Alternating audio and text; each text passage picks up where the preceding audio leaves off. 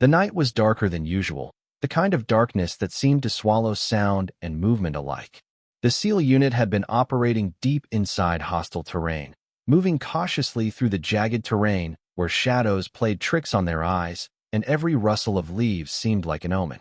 They were trained for moments like these, trained to expect the unexpected, but no training manual could ever truly prepare someone for the shock of an ambush as precise and as deadly as the one they stumbled into.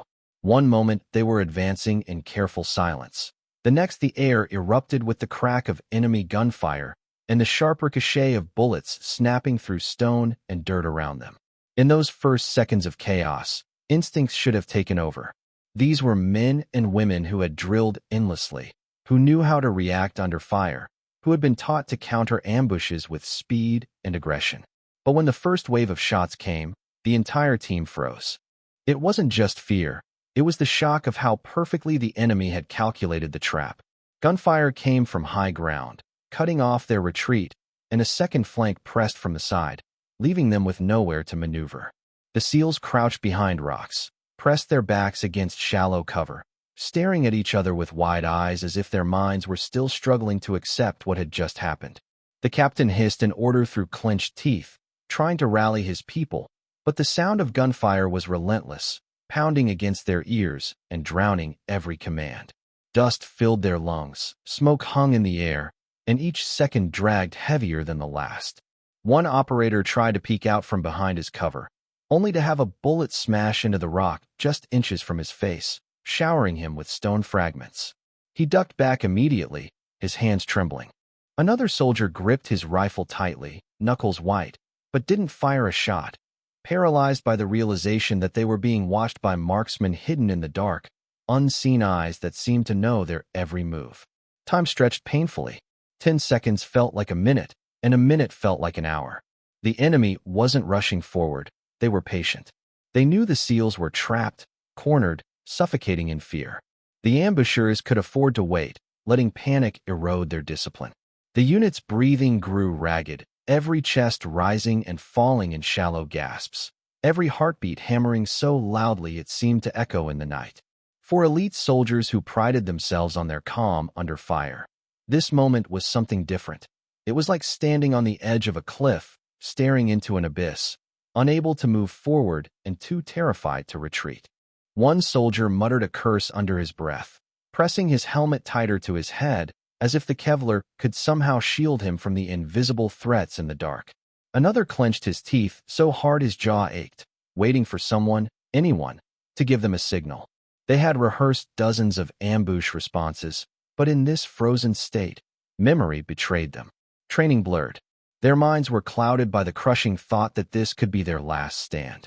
Even the most seasoned operators felt that creeping dread, the kind of primal fear that grips not just the body but the soul, whispering that survival is slipping further out of reach with each passing second.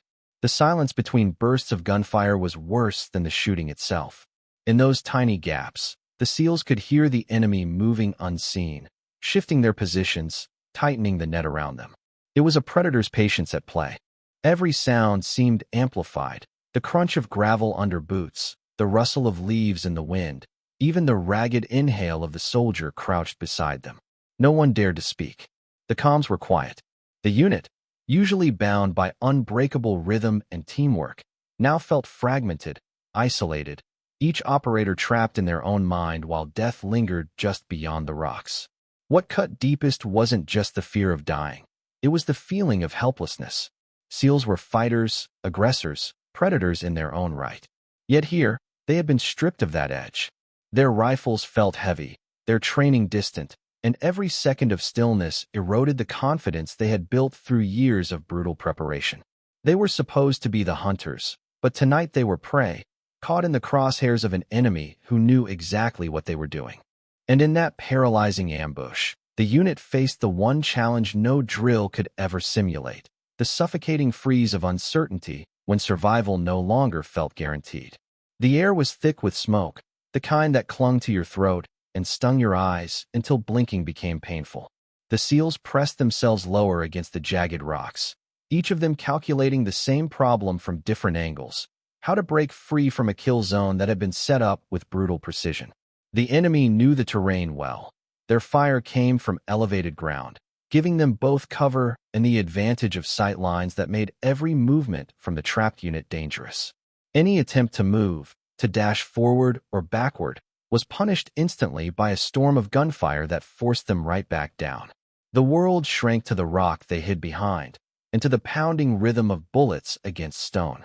The captain clenched his jaw, eyes darting across his people, seeing the fear they were trying and failing to hide. He hissed into his comms, urging them to stay sharp, to remember their training, but his words felt thin against the suffocating intensity of the ambush.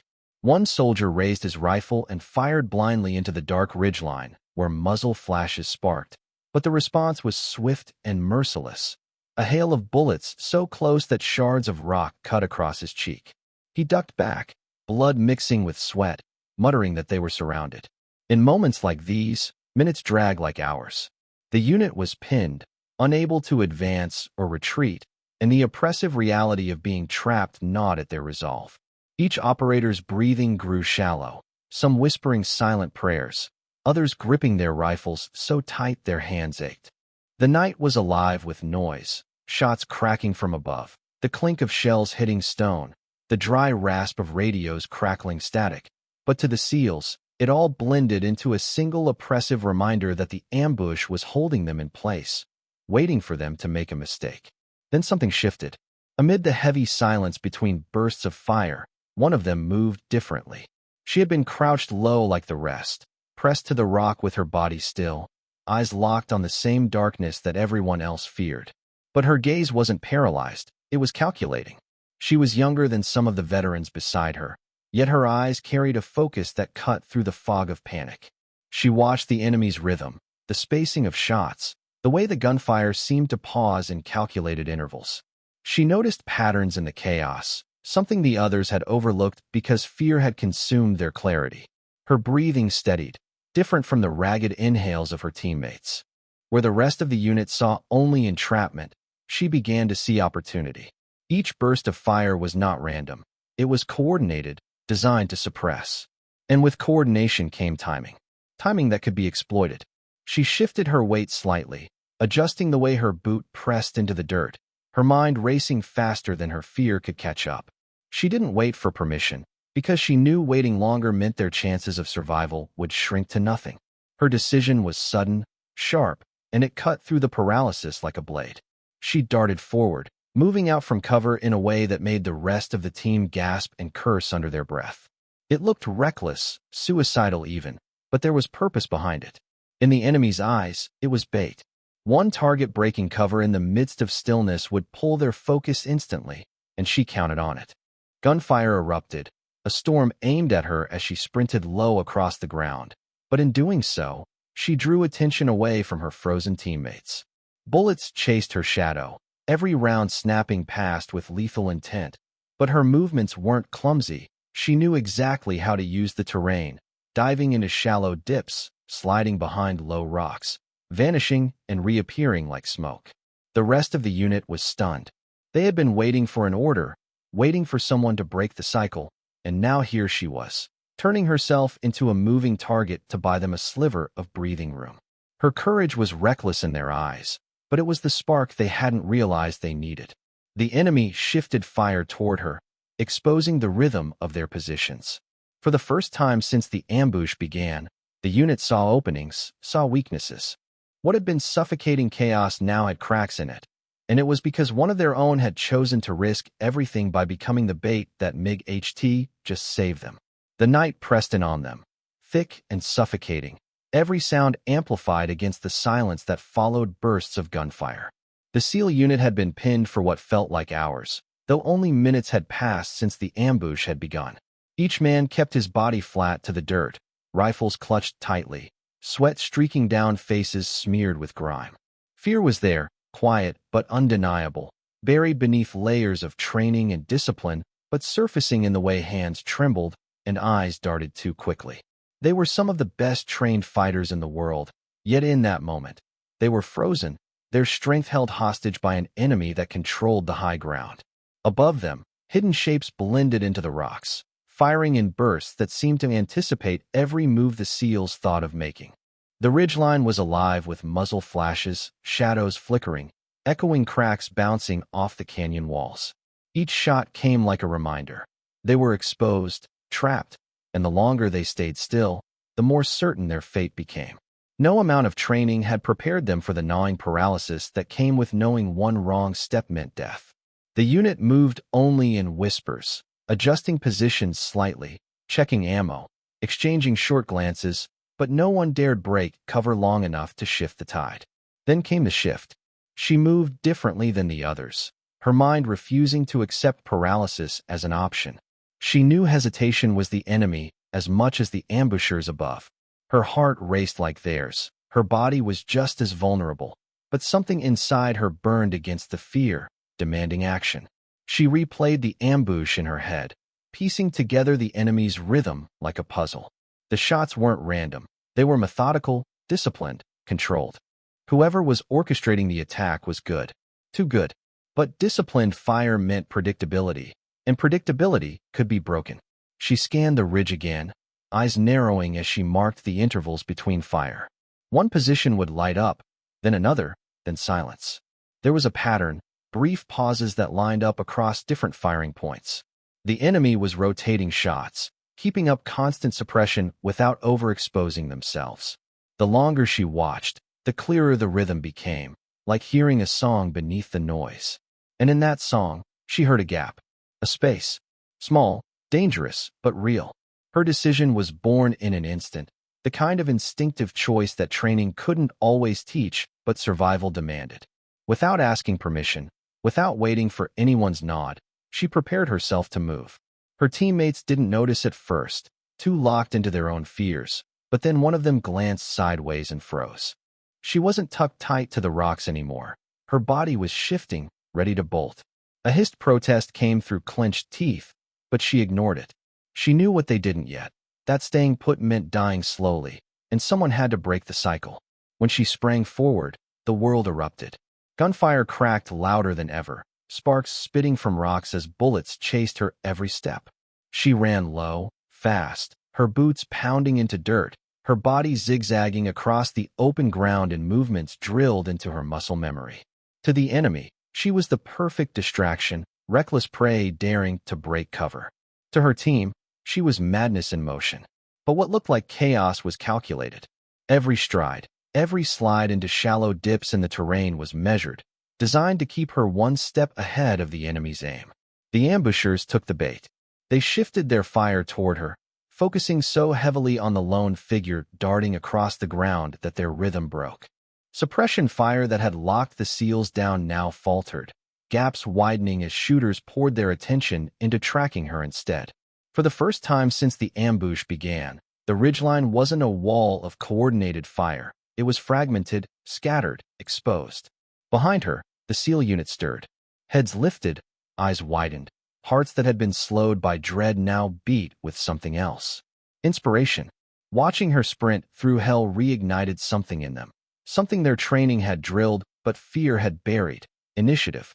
Courage was contagious, and in her reckless defiance, they saw a spark they had been missing. They realized she wasn't simply trying to escape.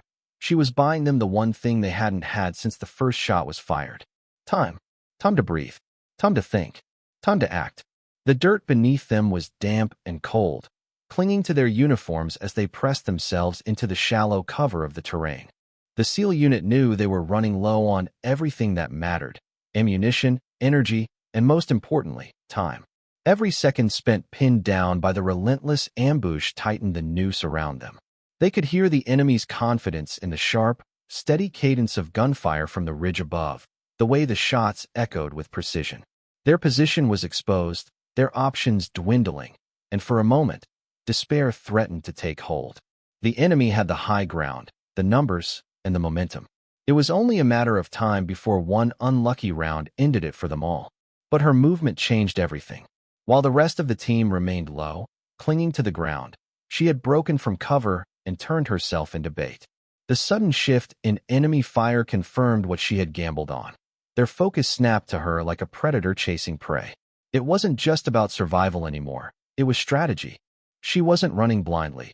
She was manipulating the enemy, forcing them to reveal themselves.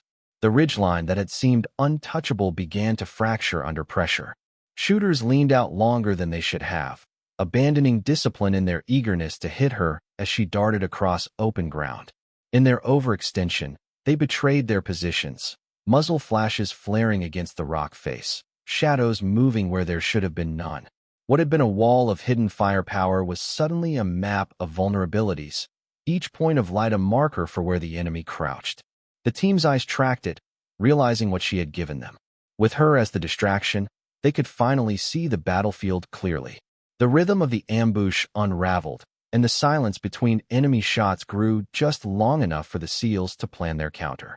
One by one, they adjusted their rifles, picking targets that moments earlier had been invisible. She wasn't just surviving. She was creating openings, tearing holes in the enemy's strategy by drawing all of their energy into chasing her. Her movements were raw instinct layered on top of years of combat awareness. She rolled behind a jagged outcrop, pressed her body against stone, and then sprinted again, her boots digging into the earth. Bullets chased her shadow, sparking against rocks, tearing into the dirt inches from her heels. But with every wild shot aimed at her, another second was carved out for the team. That second was all they needed. The first counter shot cracked from the unit's position. One of the hidden ambushers dropped, tumbling back against the ridge. The enemy fire stuttered for the briefest moment, disbelief replacing certainty. Another shot followed, and then another. With their concentration fractured, the ambushers were no longer an impenetrable wall. They were individuals, exposed and vulnerable under the sudden storm of precise SEAL fire. From her vantage point between cover and chaos, she could hear the shift. The rhythm of the battlefield had changed. No longer was it just the enemy dictating the fight. The SEALs, galvanized by her reckless defiance, had found their opening. Their training surged back in emotion, no longer stalled by fear or uncertainty. They moved like a machine reawakened, coordinated bursts of fire hammering the ridge, pressing the enemy back. Her lungs burned, each breath sharp and heavy, but she pushed forward again, sliding into another patch of shallow cover as bullets ricocheted around her. She wasn't thinking of herself. Her mind was locked on the bigger picture. The unit was alive again because she had forced the enemy to tip their hand.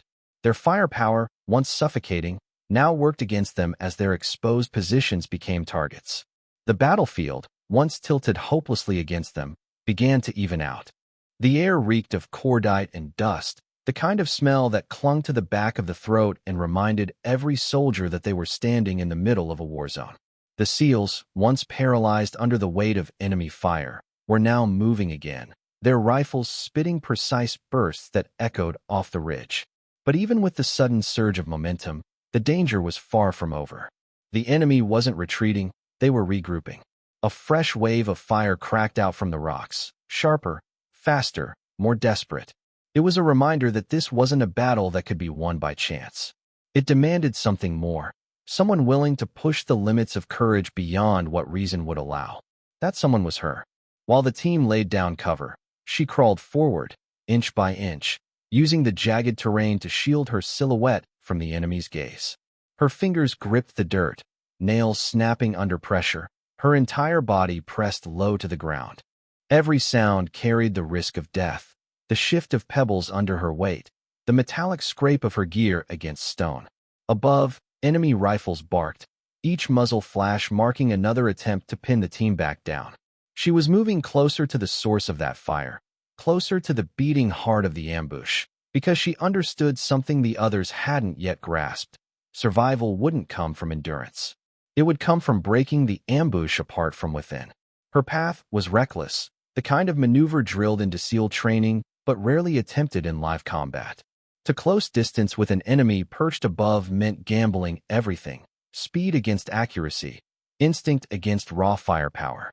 She slithered across an exposed stretch, gunfire erupting in response, the ground around her exploding in showers of dust and rock. The enemy saw her, focused everything on eliminating the single figure threatening their control, but that was exactly what she wanted. Every shot aimed at her was one less shot pounding into her team. Every tracer streaking after her shadow was a distraction that gave the SEALs room to breathe, to adjust, to reload and realign. She reached the base of the ridge, chest heaving, adrenaline coursing like fire in her veins. The rocks towered above her. The enemy crouched in high positions with angles that gave them dominance. But angles meant nothing if she could get behind them. Slowly, carefully, she began to climb, fingers finding holds in cracks and crevices, boots scraping against stone as she pulled herself upward. Each movement was deliberate, silent when silence mattered, explosive when speed was all that kept her alive. Halfway up, a shadow shifted above, an enemy leaning too far, scanning for her. She froze, every muscle coiled, her rifle pinned against her chest. The figure scanned, hesitated, then withdrew, convinced she had vanished. Only then did she continue, her breath measured, her pulse pounding like a war drum. At the top, the world narrowed into chaos. The enemy squad was clustered, their weapons braced against rocks, focused entirely on the seals below. They were disciplined, relentless, but they were also blind to the threat now inside their circle. She crouched low, studying their positions, memorizing the rhythm of their reloads, the timing of their shots. And then, with the kind of cold resolve born only in combat, she struck. Her rifle barked once, twice, 3 times in rapid succession. The first man fell without a sound, his weapon clattering against the stone. The second spun, eyes wide, just in time to see the muzzle flash that dropped him. The third raised his weapon, but she was already moving, sliding sideways, her shot cutting him down before his finger reached the trigger. Panic rippled through the ambushers. They shouted, scrambled, trying to pivot their fire toward her, but it was too late. She had torn into their stronghold like a blade through paper, dismantling their advantage from the inside. Below, the SEALs saw it happen. They saw the ridge flicker with confusion, the once steady cadence of fire collapsing into sporadic, chaotic bursts. They didn't waste the moment. Their own rifles roared to life with renewed purpose, each shot finding targets now thrown into disarray by her attack. The ambush, so carefully crafted, was collapsing under its own weight. The hunters had become the hunted, and it all hinged on her daring climb and the merciless precision of her strike.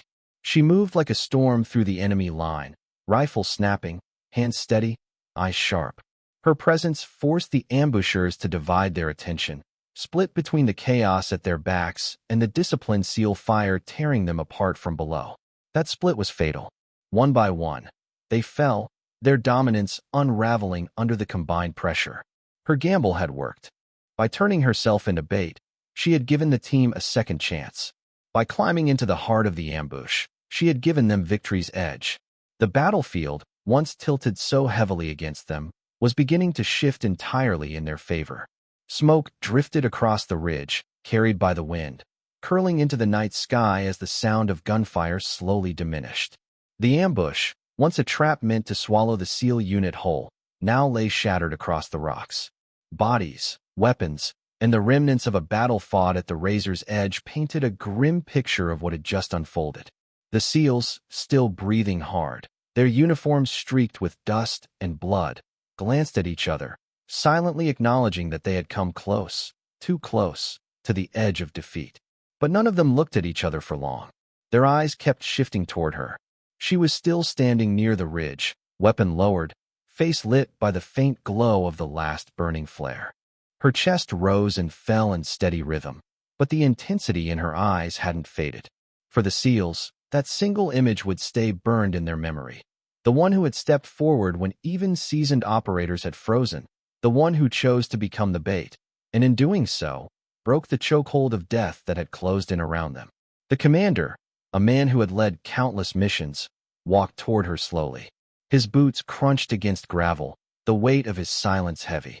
When he finally spoke, his voice carried the kind of respect rarely uttered aloud in the middle of battle. He didn't ask why she did it. He didn't need to. Everyone had seen the truth unfold before their eyes. She had risked everything, not for glory, not for orders, but because the moment demanded it, because hesitation would have meant burial stones instead of survival. Around them, the unit began to regroup. Ammunition was checked, wounds were wrapped in hasty field dressings, and weapons were reloaded with mechanical precision. But there was a shift in the atmosphere, subtle yet undeniable. Where moments before there had been uncertainty, there was now conviction. Where there had been silence born of fear, there was now silence born of respect. They hadn't just survived the ambush. They had seen firsthand how courage could tilt the balance of war. One of the younger SEALs, his hands still shaking from the adrenaline, glanced at her and muttered, almost under his breath, "We'd all be gone if not for her." His words weren't meant to be heard, but they carried anyway, and no one disagreed. Even the grizzled veterans, men who had walked through fire and come out the other side, gave the smallest of nods. They knew the truth. She, however, didn't bask in the attention. She crouched near the fallen enemy rifles, examining them quickly, ensuring no traps were left behind, her mind already shifting to the next threat. That, perhaps, was what set her apart. The battle wasn't over in her eyes. It never was. She wasn't thinking about recognition or honor. She was thinking about the team, about their survival, about the mission still unfinished. The SEAL commander finally broke the silence again. His words were firm, yet softened by something deeper. "You just saved us all." It wasn't praise. It was fact, spoken plainly, because nothing else needed to be said.